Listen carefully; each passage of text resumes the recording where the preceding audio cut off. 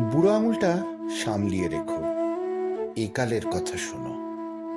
অঙ্গুষ্ঠটি তাঁর হাতে যাবে, সেটা চাইবেন দ্রোণ।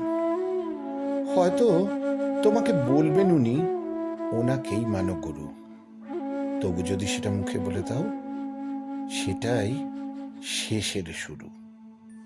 আসলে কি জানো, প্রতিভা যখন নিজে খুঁড়ে নেয় পথ, দ্রোণরা দেখেন এগোতে দিলেই আঁধার ভবিষ্যৎ। ওনার কোচিংয়ে যারা সেরা হয় তারা তো বিজ্ঞাপিত। গুরুহীন কেউ অতটা এগোলে কে আর শিক্ষা নিত? আজকাল কেউ একাকী শেখে না, যুগ বড় অগ্রণী।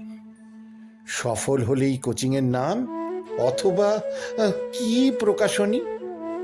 তুমি তো নিজেই পড়ে সেরা হও।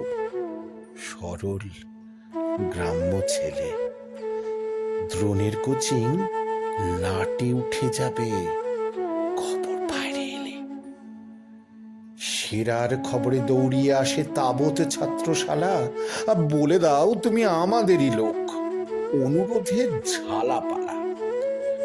যদিও তোমার স্বাভাবিক মেধা, নিজেই চূড়ে ওঠো, শোভা পাবে ঠিক কোচিং এর অ্যাডে ছাত্র হিসেবে ফটো। অমুক কোচিং এ ডাক্তার হয়, তমুকে ইঞ্জিনিয়ার।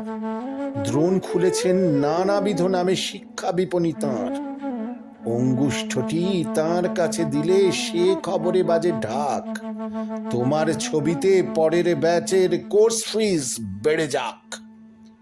হয়তো তোমাকে উৎসাহ দেন শিক্ষক গ্রাম স্কুলে, বিজ্ঞাপনের চটক আড়ালে সে নামটি গেছো ভুলে।